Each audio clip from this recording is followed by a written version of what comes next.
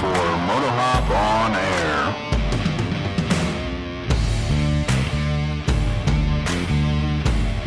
Welcome to episode 32. Woo! We are recording this July 29th at 9:42 p.m. Slightly ahead of schedule. More on time than normal. Mm-hmm. Yeah. I know you wanted to go over something a little different this week because we have an influx of new listeners. Mm-hmm. I still haven't come up with a good way for us to introduce ourselves at the beginning of each episode. So if someone out in podcast land has a good way for us to go over that without feeling like we're copying one of the other motorcycle podcasts. Well, you know there's other podcasts out there to listen to that we could copy out I know, of, but I don't want to copy anyone. I want to just... It's called inspiration in the naturally art come world. up with our own way of introducing ourselves. Well, we don't have to do it every time. Sure. But so, I'm Matt. Hi, Matt. I'm Missy. Nice to meet you. It's weird now. It is. I'm going to make it weird because it was snarky. Well, I just figured our name's getting out there a little bit. And we actually had people come up to us at Vintage Days saying if they haven't listened to us, they intend to. And as our rule always goes, you don't have to listen. We just ask you download. So that's where we're going to start. And I do want to say before we get into this whole like who is / what is MotoHop thing. Yeah. We're going to get into a bit of like pre-Vintage Days chaos that occurred and all that stuff because we did not get a podcast done before Vintage Days. Because we had other crises. Yeah, that's what I'm saying. Chaos, right? But I think it was like the Thursday or Friday before Vintage Days. Well, what day did we go up to Cleveland? Wednesday, I think. Was it Wednesday? Because it was your day off. Oh, wait, which day when we went up? No, Thursday we went up for the podcast. So it must have been Thursday. I think it was Thursday we went up to Cleveland for the podcast / museum. And then Friday I was listening to Motorcycles and Misfits. Okay. And between those 2 days, I had this is going to sound cheesy. I have no better way to say it. A very full heart, right? I felt it was just great hearing people that we know and respect and care about saying, one, that they listen to our episodes, our podcast.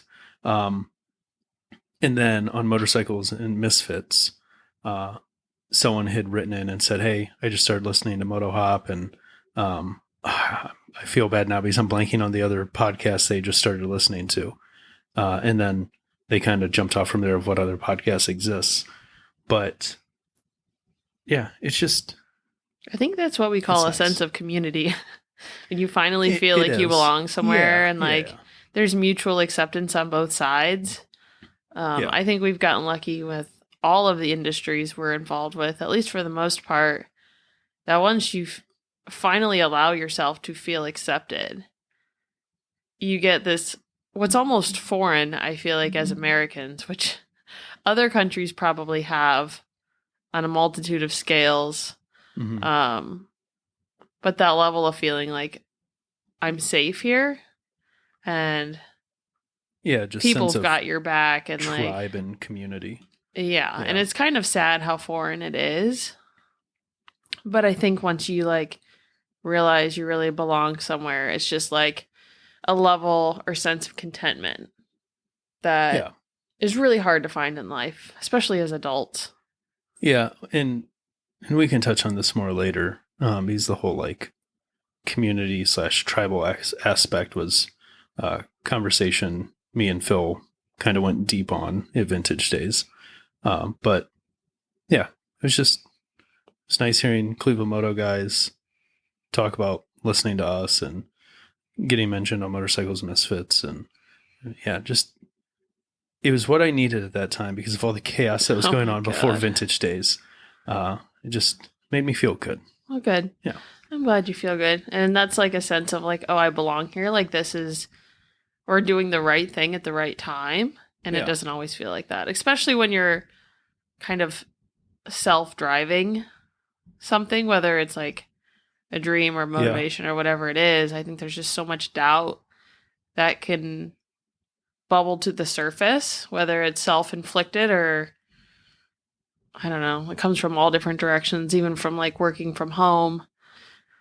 When you're driving yourself, it's just so easy to spiral when you're tired or sad or whatever. But hopefully your heart is still at least half full. Yes. No. Vintage Stace was good. But before we get into all that, yes, I'm going to let you lead because this was a section you put in here in the notes. Right. Well, I like hearing it from other podcasts, even when it's ones I've listened to before, just to see how people talk about themselves and kind of like what the intention is with the podcast. If they happen to have one, some people just do it because they want to talk, and I think that's great. Who cares? But so for us, I feel we're married. Yep. Have been married for 2-ish years, but we've been together since 2012 when I graduated college. We knew each other for years before that, so we're not really newlyweds, even though probably compared to some people we might be. Yeah. And people ask me what my hobby is, and my hobby is supporting your hobbies. And also powerlifting. I have come up with one hobby of my own. You have. Which is probably why I feel like I got hit by a truck. But anyways, you've always identified strongly with vehicles. Yeah. And your history of driving goes pre-car to your first motorcycle. You tell the tale a lot. And I think it's like you could tell the story, but it's also interesting to see how other people tell your story of like when people ask me why MotoHop. Yeah. And I'm glad they're not questioning the name because that's what I came up with. But they just kind of want to know, like, where are you going with this? What are your plans? What's your intention? And for you, it was kind of an outlet. That's what it started as, and still going as an outlet for you to basically talk and force me to listen to you. But I also volunteered because I know... Dripping with sarcasm.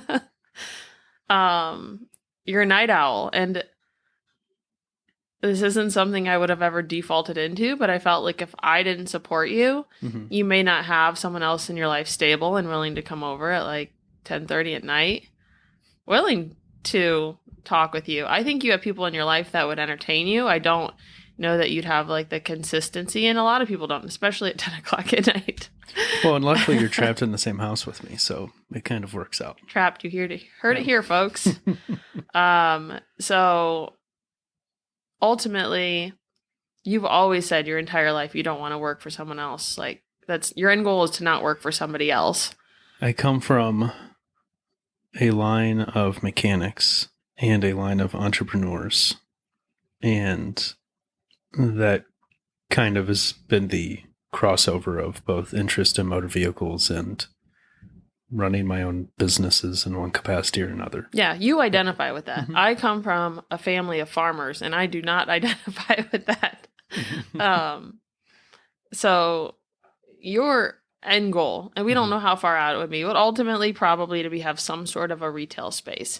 How that's defined, I'm not willing to commit to a single idea because I like to be open-minded about it. I don't know what your exact feelings are. It's somewhat selling motorized vehicles, probably with 2 wheels in some capacity. Some form of dealership.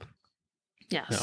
So that's probably the end goal, and my negotiation to that, which is part of why I'm here, sitting right here talking to you, is okay, before we have overhead cost, let's do the cheap and free, which free is not true, but cheap, essentially things that we could do in order to get a reputation. I'm in marketing. Cheap in the context of what inventory costs for a dealership. Having still control over our monthly expenditure, not feeling like we need to take out a business loan to essentially start a business. Like you can start with so many smaller things, like I said, especially with the internet and our skill set. you've got web development background. Mm-hmm. I'm a full-time designer with major marketing, and you know pretty much everything there is to know about running a business, Mm-hmm. but it's kind of like, well, how can you slow roll that up? Mm-hmm. Would that be the word, slow roll? Kind of Sure. like snowball. Like, Yeah. how do we get started? How do we get moving without any big commitments?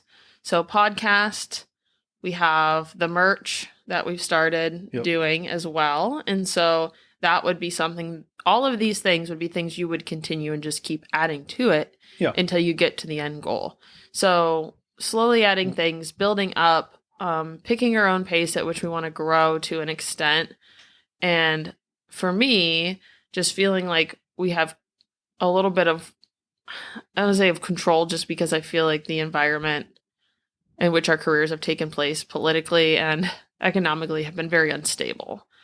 So growing to this place, and now we're building community, and I do feel like you should be getting closer. Essentially, you are getting closer and kind of developing your idea of what this brick and mortar could be. Yeah. I do want to interject we're not doing merch for the sake of merch. Like, I never want to sell stuff that just says like MotoHop on a mug that you have to buy, right? Because might have those. Those might be in the store, but that's not what the whole thing is centered around. Test product that we had up at one point. Yeah. So the kind of initial idea was like motorcycle. We're going to keep saying the word merch just as an all encompassing of like products, right? Stickers and shirts and backpacks and, you know, fun stuff, koozies and it's fun. And mugs and whatever, right? Just call it motorcycle related accessories and apparel, right? Whatever you just took a drink of does not look appetizing. Oh, it's delicious. It's just not mixed. Yeah. But the target was to produce those for, and I don't mean this to necessarily sound bad. If you're a Harley rider, awesome. Like, I've got a Harley too. But outside of Harley dealerships, like there's not a whole lot of like stuff for the rest of us, right? And I've always been one who's just interested in all bikes, all cars, whatever, right? So it's nice to know that there's stuff out there for you, even if you don't fit into one of the nice, neat boxes of just being like diehard specific brand, right? So in Harley, their merch has so much potential.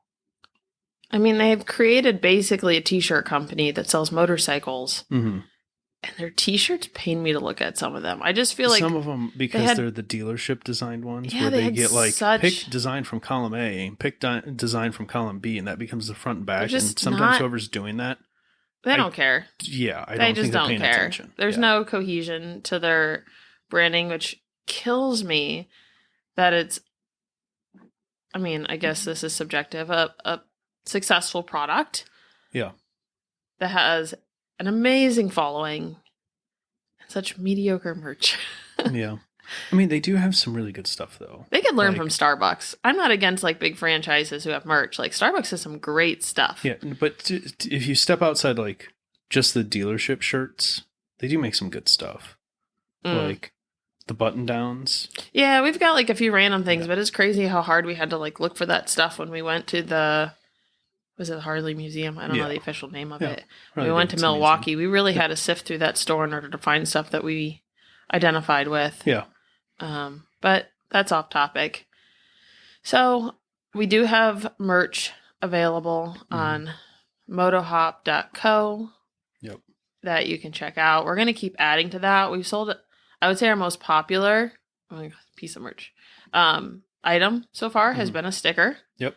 It is our Moto Compacto, right? Yep. Oh, I was going to get it mixed up with the other one. Yep. Good job. With its ancestor. Yep. Moto Compacto sticker. Crazy. I don't know how many we've sold of those. We went through we flew through the first batch. Way more than you thought we were going to sell. Yeah. I was like, who wants this? Well, apparently everyone who couldn't buy the actual item wanted them. Just as like maybe it's cool and I don't want to buy one. Maybe it's like $3 cool, but not $1,000 cool. I will say, for every person who's in a relationship who always is wrong and their significant other is always right. This was a win for us where I was like, a win for you, you mean? No. The collective of us who are always wrong in our relationships, right? Not me and you. You and your wrong people. Yeah. We all won because I won. Yeah. Because he's got I told you 2% success rate, and so we'll let him have this one. Knocked it out of the park. Yeah, good job. Love that for you. Yeah. So that may or may not go without saying, we are entirely self-funded. I heard a podcast go through and kind of talk through this the other day, and I actually thought it was really helpful to kind of understand and respect. No sponsorships, nothing like that. Everything's coming out of our pocket. So if someone does want to... Not that I'm necessarily saying we won't ever be. No, it'd be great if we weren't. But for now, we're paying for everything. Yep. And there are ways to support us. And you could buy something. You could just share something. You could share the podcast. You don't have to put money out in order to do anything. Our social handles, yours is Instagram, motohop.co_. No. MotoHop _. MotoHop _. So if anyone can bribe the person who has MotoHop, hit us up. Yeah, and yours is? Ms. MotoHop. Ms.motohop. Yep. And they will be they're in the show notes every week. Good, great. Yeah.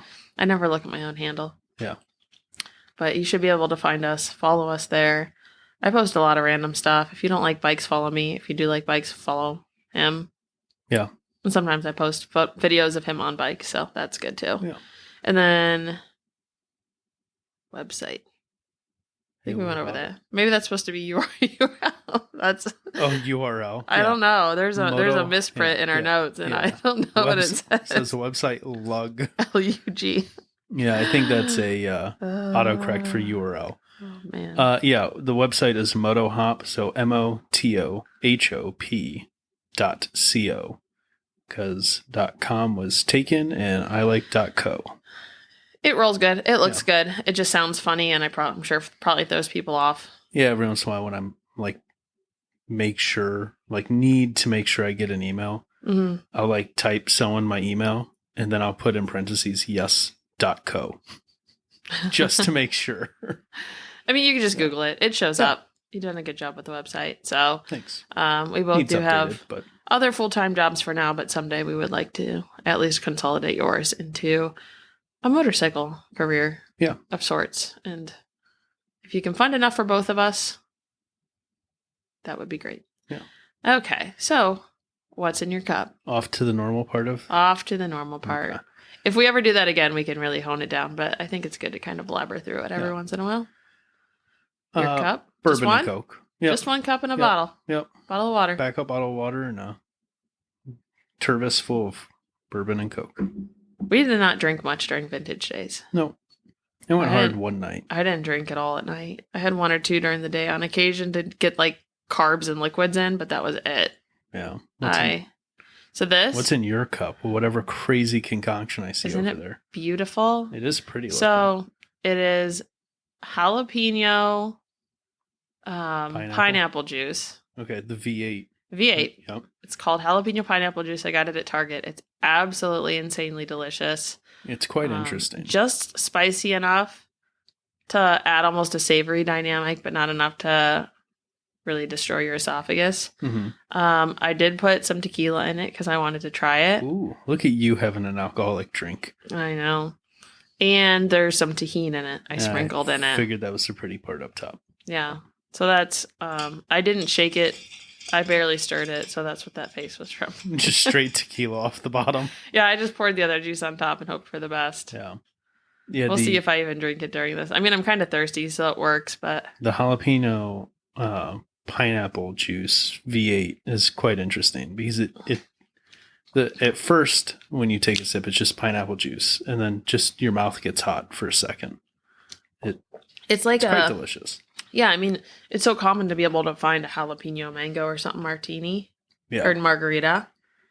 And I feel like this is the perfect combination. Highly recommend. Yep. And all right, so are we crisising this week or last week? How do you want to do this? We'll kind of cover all of it. So here's our list of crises of the weeks. So pre-vintage days, Okay. I thought the crisis was So, going like, to be the spree. This is like a week ago. Yeah. Okay. Just setting the tone here. Yeah. So I thought it was going to be the spree, right? Did the top end. Still was acting weird. Swapped back to the original carburetor because I'd put like a Chinese knockoff on it because the original one just seemed off and I knew I needed to rejet it for the pipe I put on. Took her for a few rides. Didn't seem better. Kind of seemed worse. Ordered another knockoff Chinese carburetor. Seemed better for like half a second. And then was just not good. So I think when I went back to the original carb, while I had cleaned it multiple times, I think some of the passageways were still plugged. And I'm worried I leaned it out and like blew up another top end because I put my compression tester on it and we were back to 75 psi. And it's somewhat comical to me when you told me what you thought happened to the engine, like when it happened. Mm-hmm. You remember what that was? No. And you're like, there is a chance that it happened in the burnout pit last year. Oh, the original top end? Yeah. Oh, yeah. Yeah. And I was just kind of like, oh, I had such bad vibes when you did that. Like, it just, because you had just bought the bike, and I was like, is this really like, is this good to be doing this to any bike? Yeah. Let alone, you don't even know the nature of the bike, and you destroy. I mean, I didn't even know what it could do. It just doesn't seem like something healthy you should do. Yeah, I mean, definitely not, right? There's nothing healthy about the burnout pit. It's just definitely not regardless. The air you're inhaling. Yeah. But so it may have leaned out. The other thing I went down the rabbit hole on is whether or not the oil pump was working because it didn't seem to be working. Then I like pulled it apart, cleaned everything, cleaned a little corrosion off the shaft in one area, made sure the like weird O-ringy seal was fine, put it all back together, reprimed the whole system, and it seemed to be working. It puts out so little oil though. It's like concerning. But it was within spec of like it produces a drop of oil like every 4 seconds or something. And after I'd done the top end, because I was concerned about the oil pump, I had pre-mixed the fuel as well. Just not full blown, but a reduced ratio, just in case the oil pump wasn't outputting what it should be. Yeah. Oh, and then the tires. I forgot to mention last episode. By last episode, I had done the tires. On the spree? Yeah. I remember you bought them. I didn't know. It only took me 2 inner tubes to learn how to do inner tube tires. So, which wasn't bad.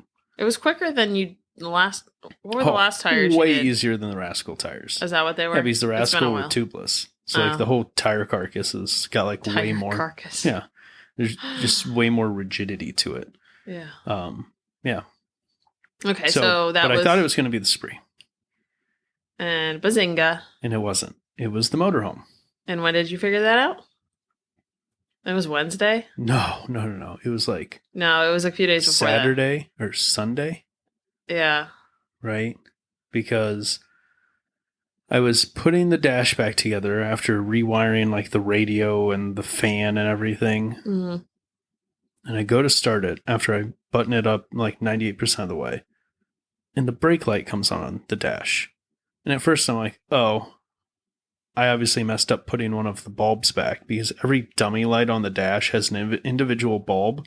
So when I took the dash out, I took like pictures and video. So I knew exactly where each bulb went back. I was like, oh, I must have just been off a slot on one. There's no way the brake light, there's no way there's a brake issue right now. Mm-hmm. Well, turned out I was partially right. There, I don't think was actually a brake issue at that point in time. Beyond some more goofy wiring. The brake switch was out of adjustment. You had to like hold it down far enough for the booster to engage and then manage to push through that, which took me almost like both legs to like push past the booster to get the brake lights to come on, if you remember that. I knew when you had me do it, there was almost like a tier that I had to get through. So you could push it, and then it got really hard, and then you had to like, push through it. Something was engaging. Yeah, the hydro boost. But in the like trying to figure this out, I realized there had been a damp spot near the power steering, basically since we got it. So I knew something was seeping slowly. It wasn't a huge concern. Power steering, right? No big deal. Never really thought through the fact that the power steering is what runs the hydro boost for the brakes. So that became a problem because the line that was leaking now at a more rapid pace was the line that went from the steering box up to the hydro boost. Meaning, sure, we would lose power steering. Not the greatest thing in the world. But more importantly, we would lose the hydro boost on the brakes. Now, while the majority of the cab on this is pretty easy to get a hold of as far as parts, because it's basically just a square body Chevy with a big block, the hydro boost system, well, really the whole power steering loop, is very specific to the medium duty trucks of those years. So basically no one had it. In stock. Yeah. I'm going to say locally, but within like 200 miles. The closest place I could find that I could like confirm had one was an eBay listing for a shop that was like 350 miles away in PA, which was considered as an option at one point. And then Napa promised they could get it to me by Tuesday. And I think AutoZone was about the same. So ordered it through Napa. Also ordered a whole bunch of backup options from Amazon. There's a lot of returns to make. Yeah. The one end of this hose was 1/2-inch inverted flare. I forget what the thread pitch was. The other side was like 3/8 inverted flare. Again, whatever the thread pitch was. So I ordered all of the options to go from that to 6AN on a braided PTFE hose that was rated for a little more than the pressure that was in the line, as a backup if the like correct OEM hose didn't show up, which felt like it wasn't going to show up because at like 6 p.m. on Monday, Napa still hadn't shipped it. Luckily, it came out of Columbus, so it was here Tuesday. Put it as in, promised. Yep, as promised. Put it in Tuesday night after work, and it all was fine there, right? Thank goodness. Yeah, system seemed to be bled out fine, which it was mostly bled out. About halfway to mid-Ohio, there was a moment on Route 30 that I hit the brake pedal and it went further than it was supposed to. Because apparently a pocket of air had made it through the hydro boost. Oh, it's a little nerve-wracking. Yeah, and then it was fine again. So, yeah. Great. But that was the crises. Do you have a crisis this week? Not yet. Oh, God. I mean, I guess kind of. The finding out while we're at vintage days towards the end that my sister had to put one of her dogs down, which is always a bummer. Yep. Big bummer. Big bummer. Yeah. Yeah, it's been tough. I feel like I'm still tired. Yep. Still haven't recovered. But at least we're home. Yeah. And we have long hot showers. There was something else I was going to say and I can't remember. Yeah. But you did have, I don't know if this is a good transition. It seemed to be some mixed emotions on the way home. Yeah. I don't know if do you that want was to jump to there? Heat induced. Do you want to do your crises of the week? I mean, I can real quick. It's kind of an odd transition. So meanwhile, when you're panicked about the vehicle and like just looking for things to go wrong wherever possible with all of our stuff. Oh yeah. Full spiral. Our dog was puking. Yes. The healthy one, the normally healthy dog who less than 10 days prior had gone in to the vet for her annual blood work and was, and I quote, had immaculate blood work for being a 12-year-old dog. Yes. Absolutely impressive blood work. So what happens? A week later, she's sick. Yep. The good thing about that is we had the blood work, so I knew that nothing was crazy horribly wrong, but she started puking, of course, like Friday night, because that's what they do. They don't like puke during the week when it's like normal. Yeah. They wait until Friday night when our vet is closed now, both weekend days. Was it Friday? I thought it was Sunday night. No, it went on for a couple.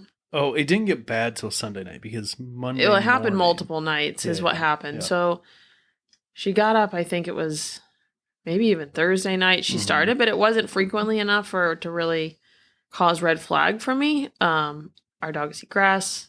We have a lot of other animals that roam our yard. Who knows whose poop they're eating? Yeah. And they both are just tiny dogs, so sometimes little things can throw them off. And I have kind of a 48-hour rule. I don't panic for 48 hours unless it's something really serious, because a lot of times probiotics and waiting it can help. But then she started having problems coming out the other end. And luckily it wasn't bad enough that she was being dehydrated. She was drinking plenty of water, which kept me calm.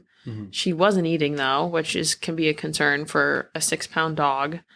But it's rough because she also is not much of an eater to begin with. No, and so that's why it's hard with her. It is, but it's also a reason that I don't worry too much, because she doesn't love to eat. So she only eats once a day anyways. Yeah. So it's not uncommon for her to just skip a meal. So I'm like, oh, if she skips a meal, like, she just doesn't feel great. Like, that's fine. She was otherwise acting pretty fine. Her ears were up, which is a good sign. She wasn't in any obvious pain. So I waited it out until Sunday night, when she was puking up like some red pulp throughout this process off and on. But I don't know, it was weird. It was pretty inconsistent. So I wasn't worried too much. And I heard somewhere that if dogs eat grass, it could cut up their throats or something. But then she started pooping concerning colors and puking concerning colors. And it was Sunday at 3 a.m. Yes. Neither one of us had slept yet. No. She had a very concerning puke. And so I called the emergency vet, asking them what an emergency was defined as. And they basically said, it doesn't matter. We have sicker dogs than yours, and you're going to have to wait here for a few hours until morning anyways. Yeah. Which a few hours was like 4 to 5. It wasn't 1 to 2. Yeah. They had real emergencies. They were busy that night. They're probably understaffed. And so, being that she was only puking every maybe 6 hours at that point, it's not as though we were up hourly or anything like that. I just decided. And after she puked each time, she was like fine. Yeah, that's the thing, is she felt fine most of the time. Fine. That's what was so weird. Yeah. She would just get up and bolt to the door, and you're like, here we go.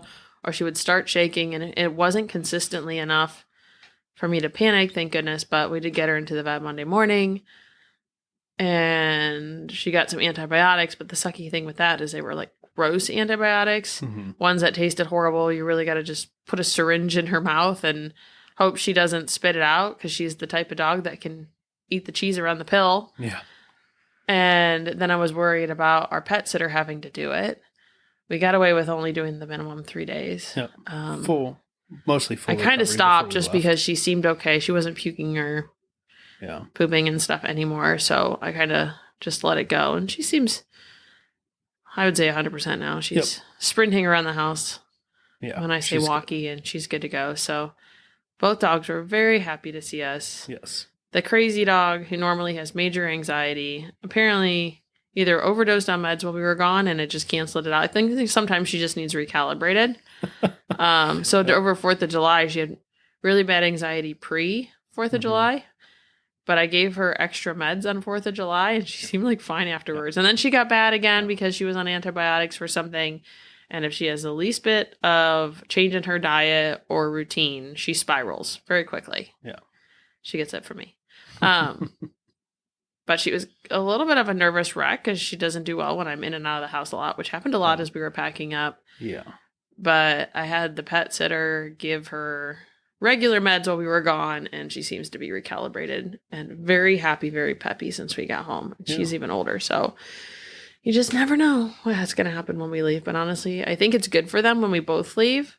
It's not good for them when I leave them it's not good for the one when I leave her with you. Yeah. She does not trust you.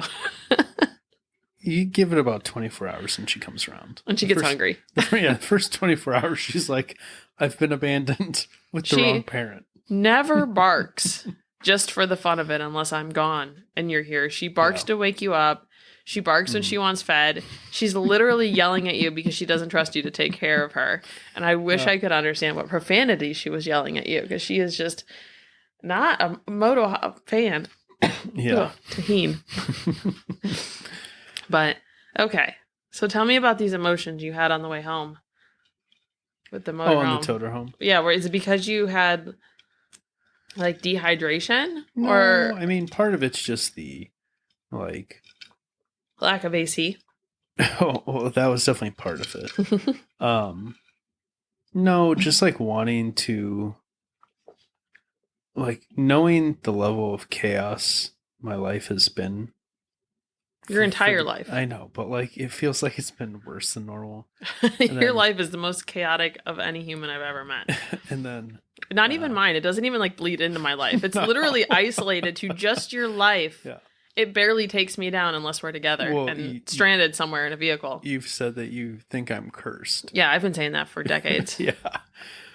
Your whole family might have a little something going on, but I think you really got it. Yeah.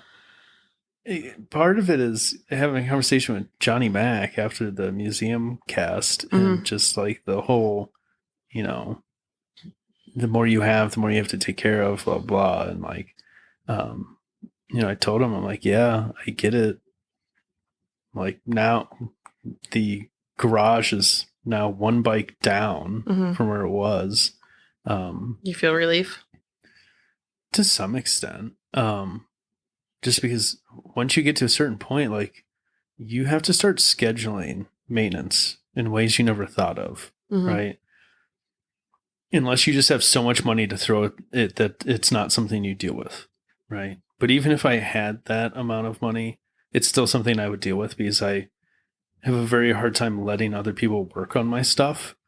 But like knowing I'm in a rotation of like every year, a bike in the garage probably needs tires.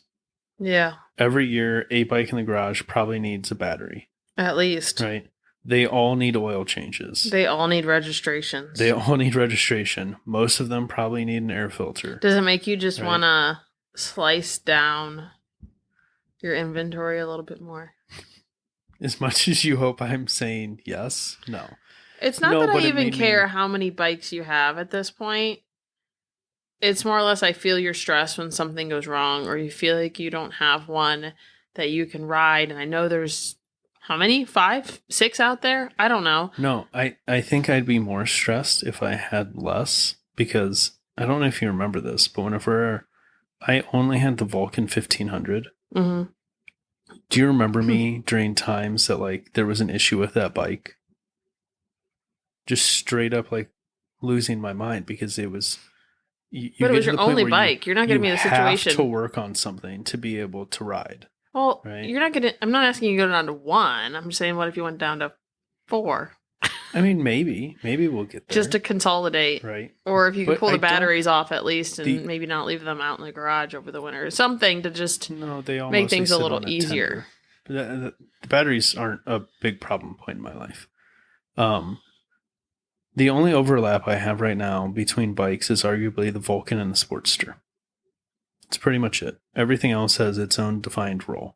But back to the motorhome, the feelings were just simply like knowing the difficulty getting that power steering line and just knowing I have work ahead of me on that.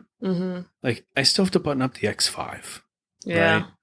And like, I really need to try and keep momentum on the motorhome it's got weird fueling issues. And I think part of it's because there's more vacuum leaks I haven't chased down yet. And sometimes it doesn't want to start when it's hot.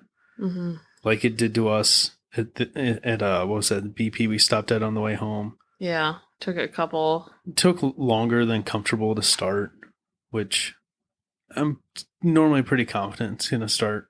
When it's cold, it starts up fine. Yeah. Right?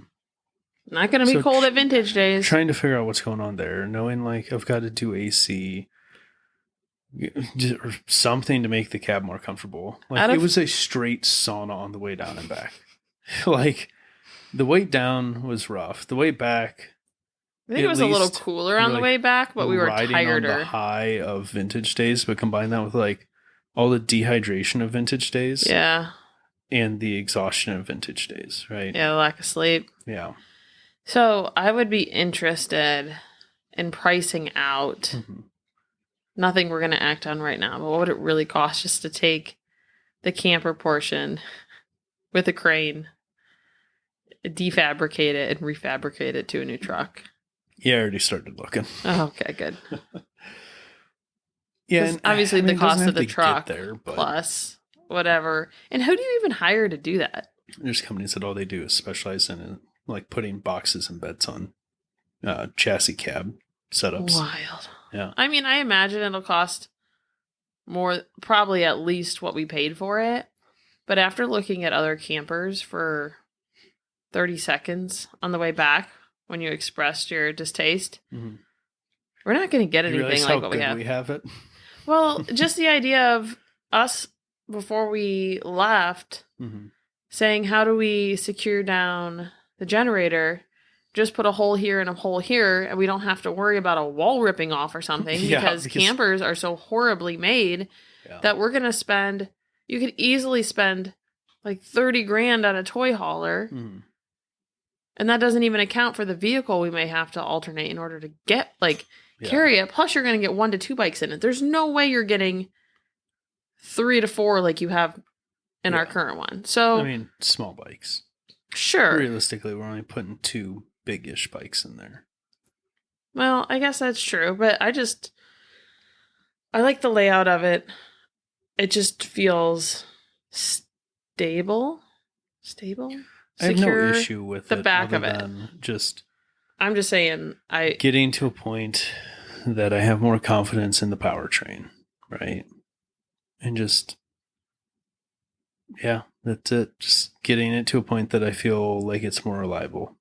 I understand that. You want it comfortable. Yeah. And at some point, how much time and money do you put into it as compared to looking at it now and saying, yes, maybe it'll cost 3 times as much, but it's a much more comfortable, long-term, outsourced fix that you don't have to put any work into. I'd hate to see you put a ton of work into it and then call it as being, I don't want this. Not that I want to focus on this topic, this whole podcast, but elaborate on that a bit. Do you mean spending money on getting a different truck chassis to move the box onto? Okay. Yes. Yeah. Because as anything, it's a trade-off. Same as when the car broke down in the Outer Banks. How much work do you put into it before you just call it and have someone else do it, as much as it sucks?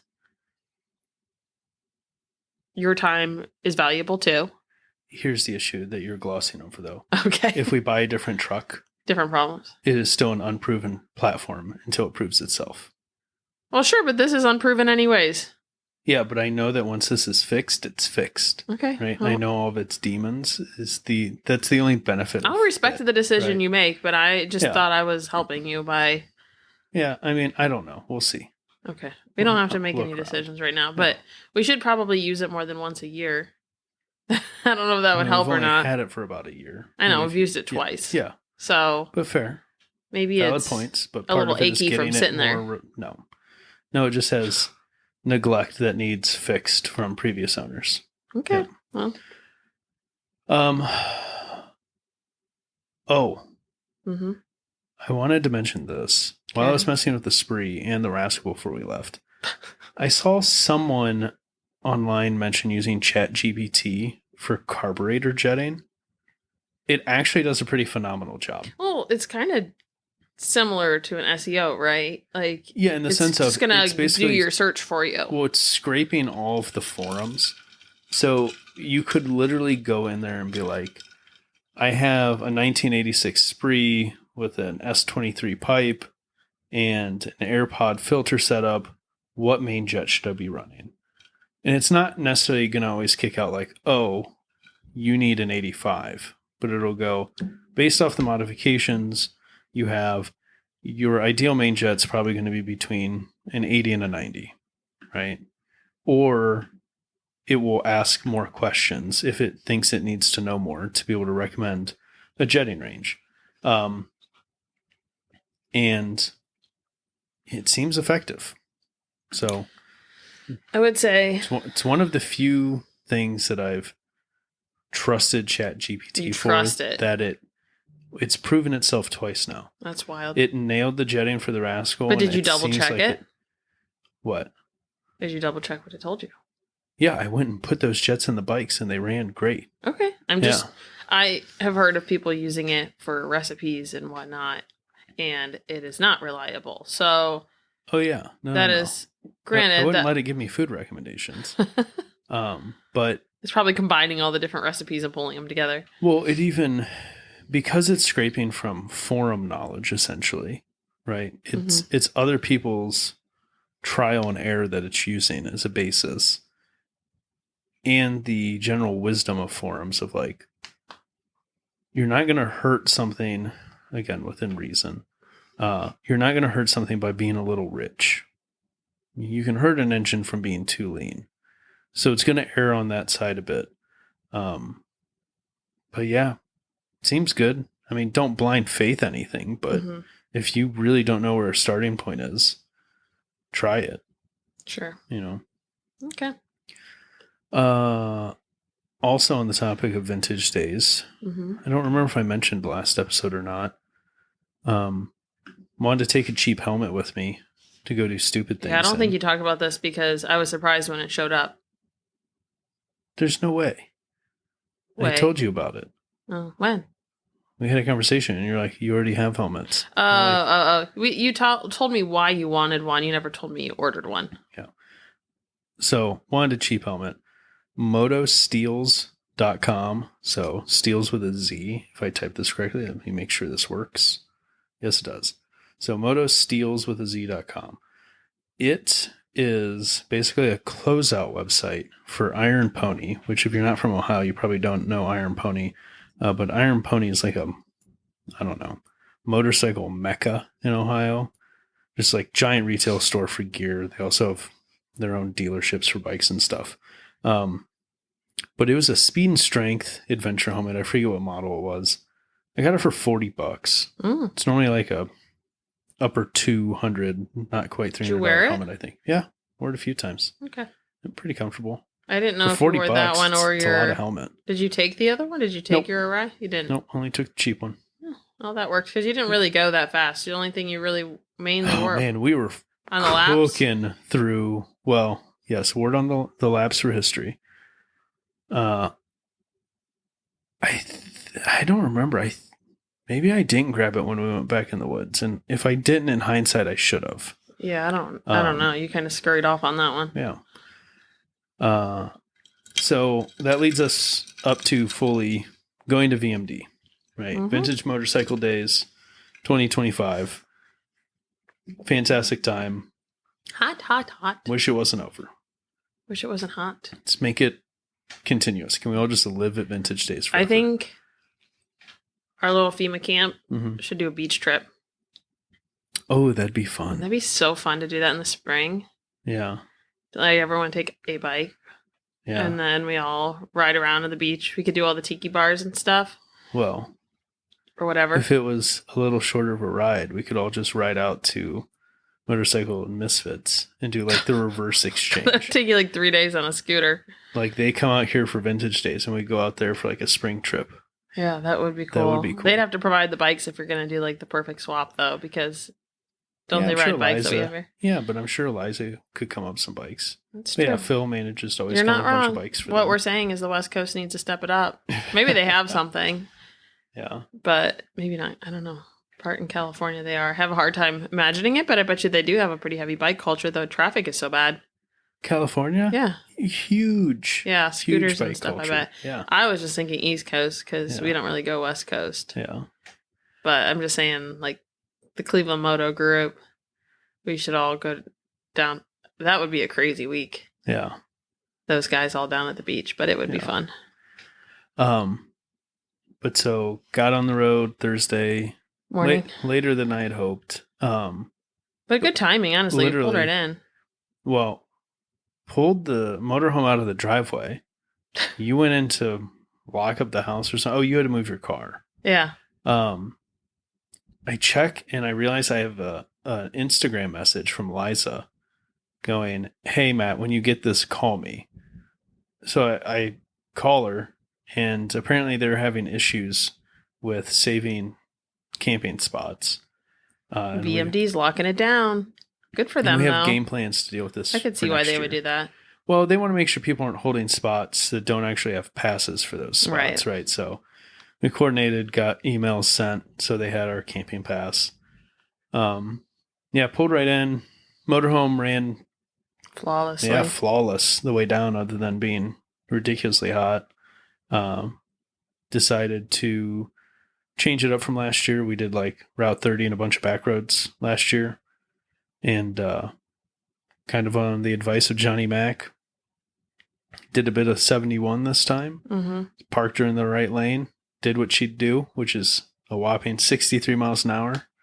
Redlining in fifth gear at 63. And for those who may not know, we are one of the most local people, probably. An hour and a half drive. Yeah. A slow hour and a half. Otherwise, probably could be less hour 40. in a car. Yeah. So we did not have to travel state lines or anything like that. Yeah. I don't know that we would have even considered it if we did. Yeah. We'd have to come up with a different solution, but we are at a strong advantage for travel time. Yeah. So pulled in. It was all great. Thursday night, it's fun sitting there watching everyone get moved in. Cruise the swap meet a little bit. Did we? Yeah. Okay. Yeah.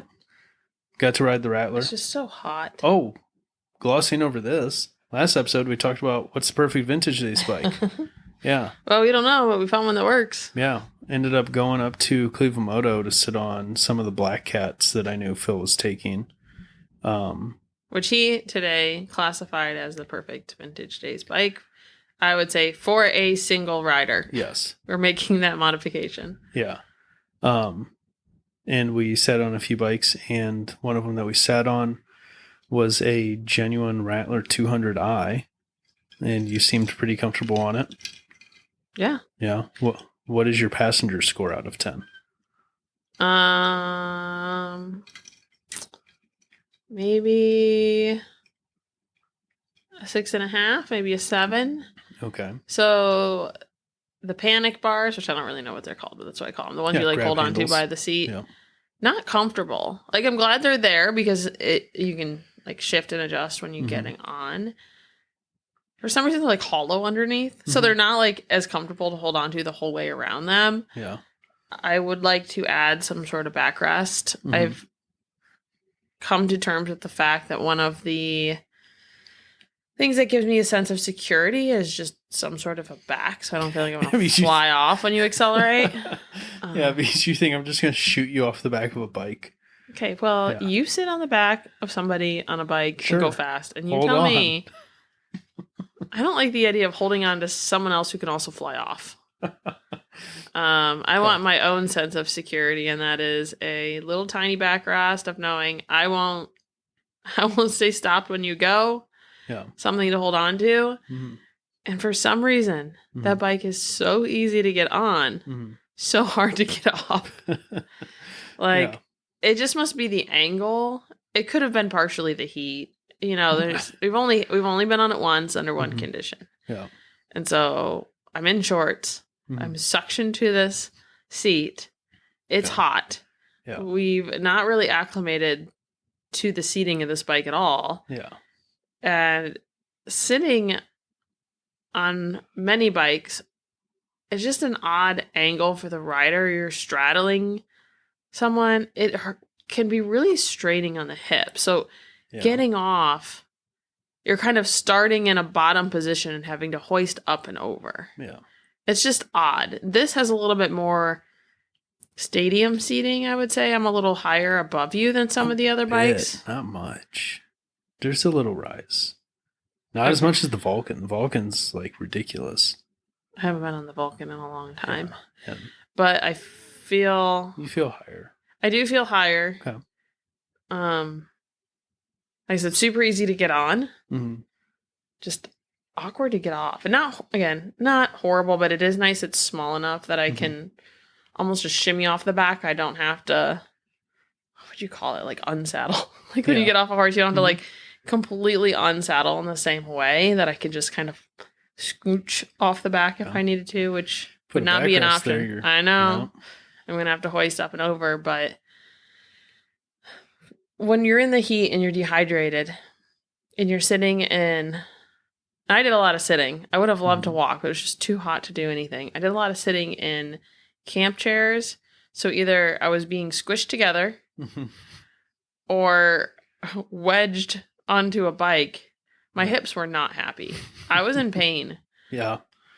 Just from the uncomfortable seating positions I was putting myself into. And again, I would have been fine if it was cool enough to walk. I think it was just the amount of like dehydration and sitting. So otherwise, it's really small, which is kind of nice.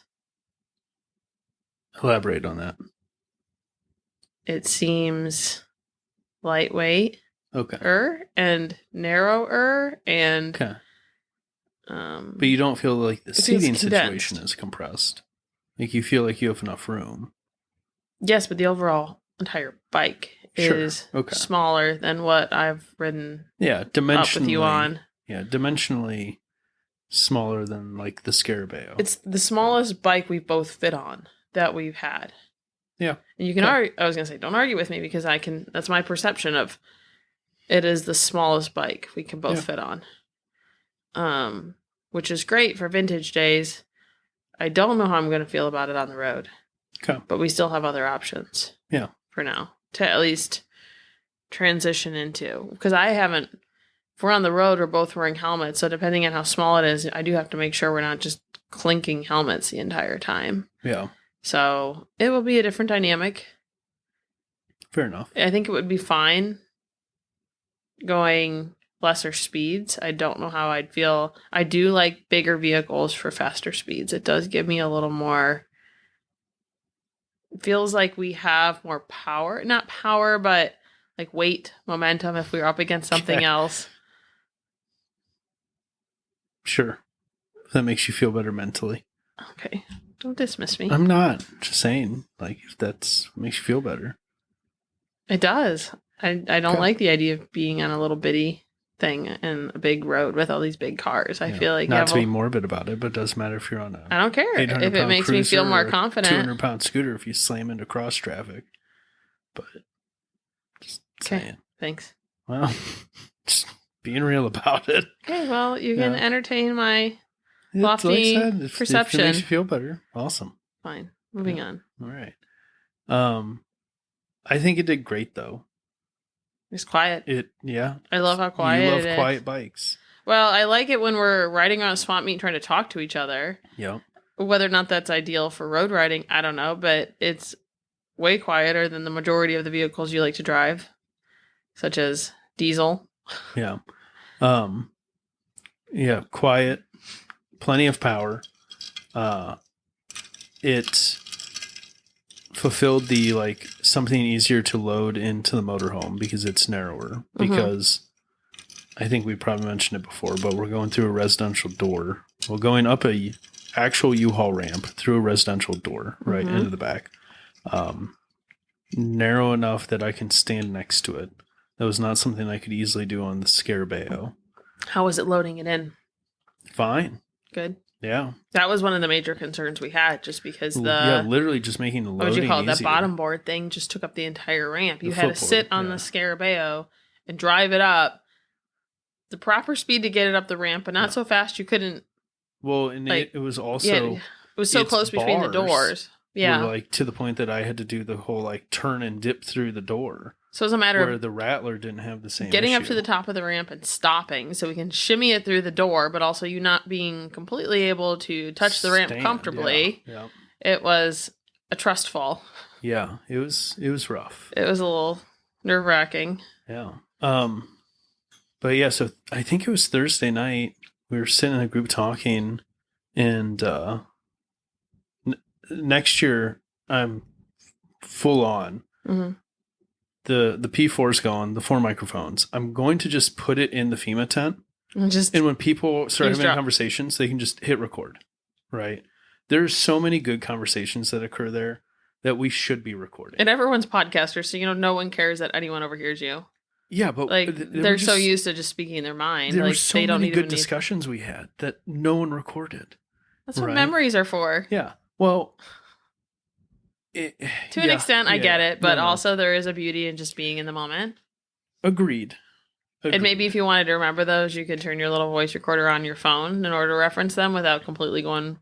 I feel like, granted, they probably don't notice it. The average person would feel a little more scripted in front of a microphone, but these guys is a loose term. These people are so acclimated to podcast banter, it probably wouldn't faze them. Yeah, but so we were sitting there, and Eliza had started a discussion on like the perfect vintage days bike, and I asked because I come in late and missed a couple of the early criteria they were basing it off of, and one of them was being able to do the hill climb. And I was like, "Oh, you mean like the hill in the infield?"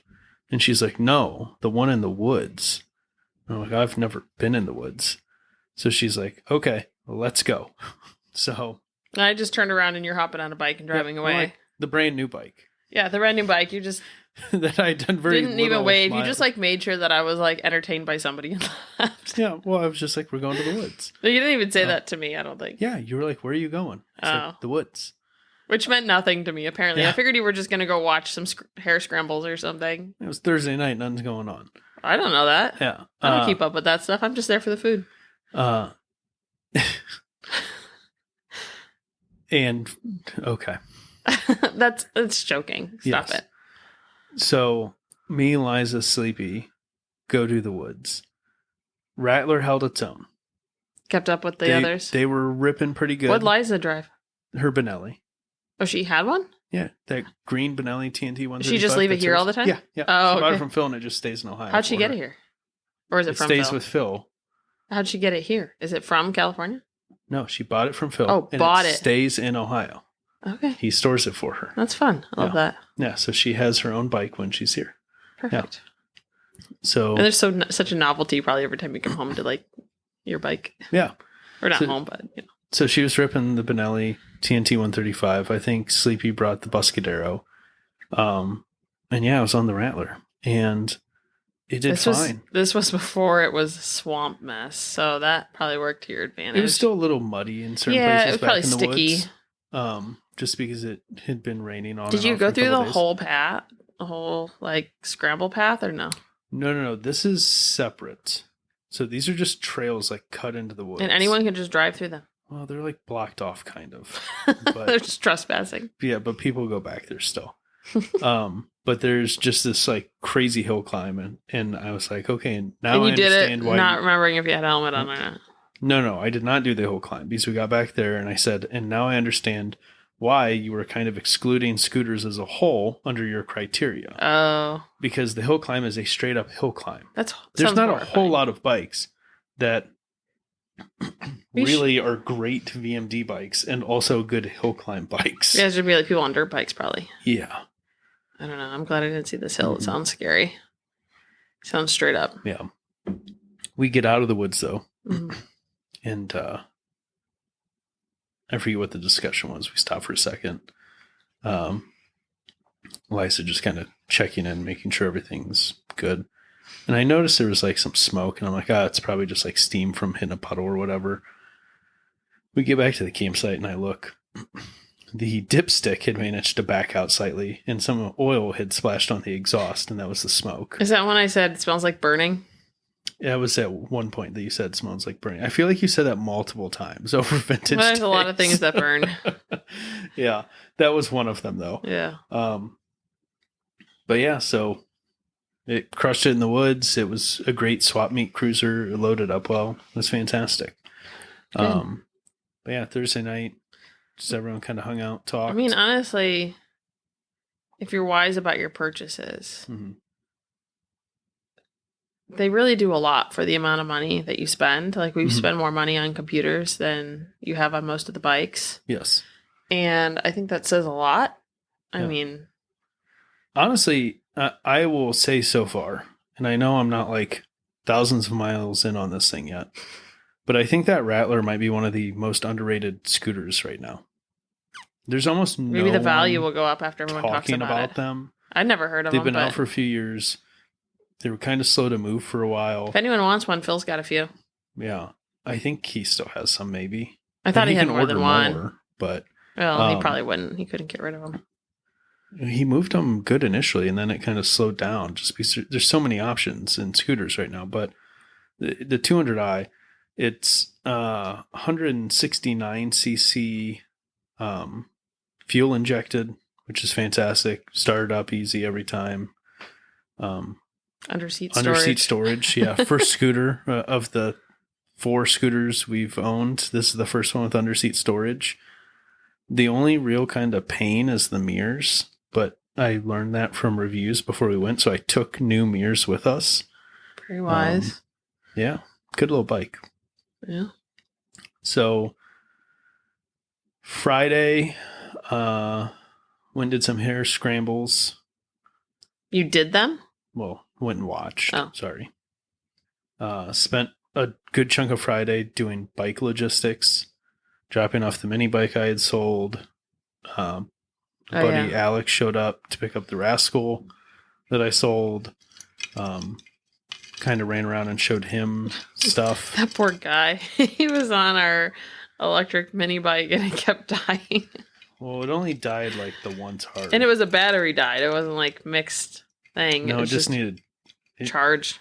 Needed real electricity probably. Yeah, it needed charge more for the amount of riding we were doing that day. But yeah, took him over to see the hair scrambles. We went and did some swap meet to try and find a small tire to help stabilize the front tire and the truck bed. Did you find one? Yeah. Oh, I didn't know that. Yep. Found a dude with a stack of 3 he wanted to sell, and I said, how about just one? Because we don't need all 3. And he ended up selling us one. It was hot. Yeah. Hot. We didn't do nearly as much swap meeting as we normally do. I usually we almost the entire time last year, we just drove up and down and all around and really spent a lot of time out there. But I don't think there was a lot. From the times we were out there was not very many people driving around either. I remember last year, we could barely get up and down the aisles. There was so many people, and there just wasn't. Yeah, a lot of stuff moved, though. Just noticing, like, stuff that was selling. Maybe people went in the morning. Corrected this year. We didn't really go in the mornings ever, so people probably went before it was too hot. Well, I think people probably just went in spurts because you'd only stand to be out there for so long at once. And there's no trees. Yeah. Mid-Ohio, invest in some trees. Yeah. And then Friday night was the first night of the beer can slalom that we sponsored. Yep. And in Kentucky Corner. Yep, Kentucky Corner, Captain's Corner.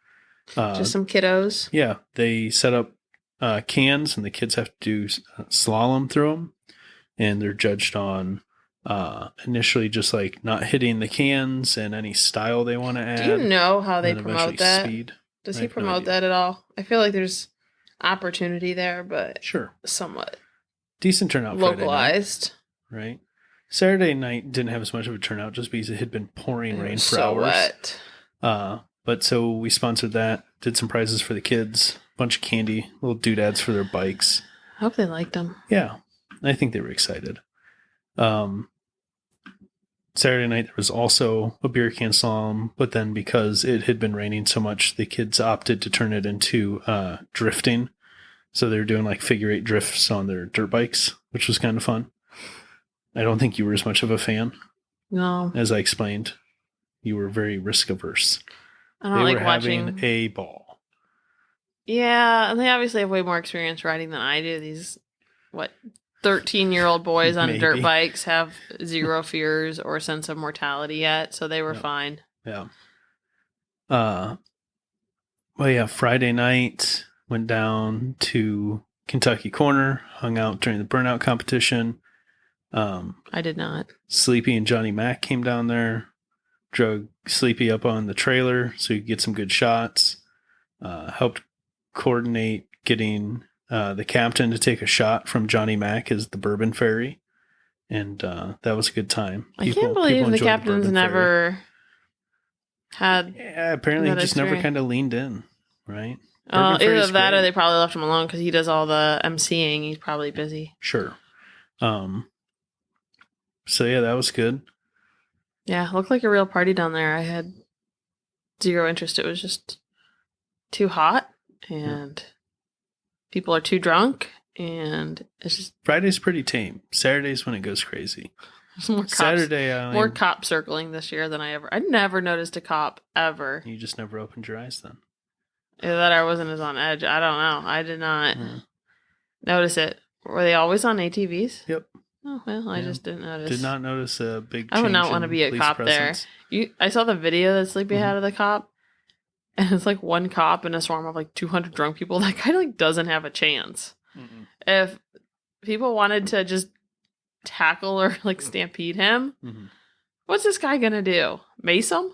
Yeah. Tear gas him maybe? Like he just, I don't know. I don't know what good cop, like what he was doing. Yeah. I mean, I don't think he had any problems with respect, but I would not want to be in his position. Hopefully he got paid a little extra. There's typically always two of them down at the corner. Or like staying down there or driving through? Around. Yeah. But so Saturday, did some more swap meet, did a bit of the infield. We got some Italian ice. That was great. You did some shopping. It was like frozen melted candy. It was so good the first couple bites, and then I was like, diabetes. Yeah. Watch some road racing. Road racing's always good. Can I say that? Oh. Huh? I just realized I missed something. Continue. Any smaller males or females, anybody who's a smaller or medium shirt can get some great deals. Yes. From the vendor area. I don't know if it's because you said we went down there on Friday. I didn't seem like it was. That was Saturday. Well, maybe that's why things were on sale. Because No, it's probably just because people took stuff there they wanted to get rid of. No. I mean, I got a Trail 125 t-shirt and a Honda Monkey t-shirt that were Honda branded, not some weird sidestep from the swap meet area. From a Honda dealer for $15 each. And then we went to the Triumph booth later on. You got was it jersey? Yeah, like a motocross jersey. Hung that up, by the way. Oh, thank you. Go looking for it. You got a motocross jersey, and I got a sweater, quarter zip, third zip. I don't know, some sort of a pullover for $30. I got 3 shirts for $60. Yeah. That's insane. Yeah. So, and they only had mediums of the one left. Yeah. So, I would say smaller people and ladies go to the men's events because you get some good deals on smaller sizes. Yeah. I forgot Friday. I did the lap for history for the first time. You did. Are you glad you did it? Yes. Fantastic. Will you do it again? Yeah, I almost did it again Saturday. I was on the fence on whether or not I would do it. Probably if you didn't have to sit on a parking lot for an hour beforehand. Yeah. You could have probably timed it better, though, if you did it again. Yes. But, did that with Liza and Wendy and Lucas and Swiggy. And really puts in perspective all these years listening to Liza talk about her not a race where she starts in the back and tries to pass everyone. And then like the goal is to be the first person behind the marshals and not past the marshals. And how she did. Well, she was responsible whenever we went because she was riding around one of the photographers from Turn 14 Distribution that like partially sponsored the event. She was 2 up with this photographer on the back. So okay. Yeah, she was doing. She knew she was going to go back on good the days. Ambassador stuff. Yeah, good for her. Swiggy just took off, man. That dragster, it was moving. It was. Yeah. Oh, the dragster actually goes fast. Yeah. How fast? It's like a 2-stroke 180. Okay, that means nothing to me. It moves. It moves for a scooter. Is it have a bigger engine than my Honda Civic? No. No. But it's just a lot for a scooter. They brought that in, didn't they? Did they bring it from Colorado? Or was it one of Phil's? No, they brought that. Yeah. Yeah, that's so they fit that and the gyro in their motorhome or trailer or whatever? And a Kawasaki, I think it was a Kawasaki must have been a trailer then. KE100. They had a trailer? No. They had one of the bikes on the hitch carrier and then 2 in the bed. Yeah. But, so lap for history was fantastic, which you actually get to do 3 laps. Did you know that? I did not until we went. Or maybe while I was signing up. I don't remember. At some point I found out it was 3 laps. That was exciting. Yeah. What's it like to be on a track? You should. I mean, I've been on tracks before. Riding like that? Not on a bike, but like in cars. When would you ride on a car on a track? Well, I raced a car. On a dirt track? Sure. And then, let me think what asphalt tracks I was on. Barberton. Are they that big, though? No. Oh. That's fairly large in the world of... Because isn't it like 1.4 miles or something? No, it's like 3.4 miles. Yeah, 2 or 3 something. I think it's 3.4. Yeah. I looked it and up. There's different I was surprised how configurations long they it was. can set it up for. How long do you think it would take me to go around that track at my speed? I don't know. Are you the only one on the track? No. What if I did the lap for history? Well, you'd go faster than you think you would because you don't have any reference points for a lot of it. Oh. But also... Maybe that's a trick to get me to go faster. They also... Break that 15 mile you per would hour. either pull over and they'd have to safety truck you off, or you would speed up because eventually the pace car catches up. Oh, because yeah, that lap happened me. Saturday. Going into the last lap of it, the people at the tail end were going so slow that the pace car and the marshals had caught up to the tail of the field. Yeah. Well, what's the danger in that? Just that you could hit the people on the bikes? Is there anything wrong with that? Like, can you just go around them? The pace car can't pass you. A pace car's not allowed to go around the slow folks? Not allowed to lap them? I don't think so because they didn't. Oh, that's awkward. Yeah. Yeah, because probably all the fast people would startle the slow people then. Yeah. Yeah, then I don't think the I car wonder how wants to slow try the and slow navigate people were around going. bikes that obviously were uncomfortable enough that they've managed If to anyone fall knows behind. the super slow people, have them hit me up. I want to talk to my people. Yeah, I think it was a Harley and a Honda Valkyrie, and then Why the were they last slow? safety rider behind them. I have no idea. Maybe they're just spooked. Or maybe they were new bikes. Or maybe something went wrong. I mean, I was like mid-ish. Oh, I have pictures. And we were hustling at one point. I have pictures of the people that didn't look like they were going to make it around on your row. You can try to identify the bikes. Let's see how Weren't gonna quickly make it I around can. when? So when I went and watched when you did it, I don't know if our pace car ever caught up to the tail end. well, there was a couple people that didn't even make it around. People that had to pull off. Yeah. Yeah. Hold on. Pace car. Oh, here they are. I think it's a video. See if you can see. Oh, I can't reach. What My am I body looking hurts. for? So this video, is a you can see if passport you of can some sort, identify and a the safety rider. What's a safety rider do?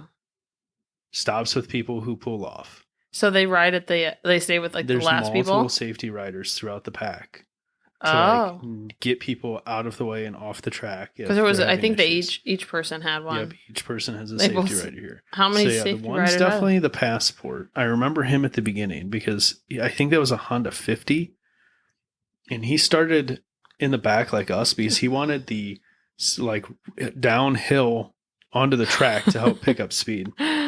The other one I can't really identify. Some red scooter of some sort. Maybe a Spree? I'm not sure. Yeah, it's a little. Yeah, smaller red scooter. But yeah, Lap for History was fantastic. But so yeah, Saturday we did infield and swap meet and stuff. Rain came through. Every day. Yeah, but rain came through like late afternoon, early evening Saturday. That was the only like daytime rain we had significant. So everyone started drinking a little earlier than normal. So Saturday night was pretty rowdy. Before we got to that, had just some all weekend phenomenal conversations with everyone. Great conversations with Liza and Sleepy and Sean and Johnny Mac and everyone, Pete and Swiggy. But some real great ones with Phil. One of them was around the why events like Vintage Days are so important in this whole like day and age where we spend so much time online getting out and interacting with fellow humans and being like reminded of our humanity, right? And part of it, of why it's important, is just exchanging stories and experiences and viewpoints, and knowledge, right? Mm-hmm. Part of what I said is I've been lucky enough to know 2 people in my life that when they passed, I knew that the world had lost knowledge that it will likely never regain, right? And it saddens me. And it's important to get together as humans and pass forward this knowledge. Partially just because it helps us all advance to, it's going to sound funny, but like as a species, if each generation can get further along faster by utilizing the knowledge and experience of the generation previous to them, it advances all of us forward slowly. But yeah, great time. Well, Saturday I think that goes back to like having that sense of community, and I think so much is lost. Yeah. Because even in other cultures, they live multi-generationally with their families, and that's how that wisdom is passed down. Mm-hmm. And then here in America, we get greedy and we all want our own house and our own space and our own distance and control of our environment, and we lose some of those connections and just sense of community because we don't really need each other. I mean, we do, but we don't realize it. Well, I just forgot what I was going to say. Wah, wah. But I think you have those epiphanies every time we're at an event with a large group of people. You're like, these are my people. I finally feel like I belong. Yes. So it was the, why is my phone going off? The like tribe, right? Mm-hmm.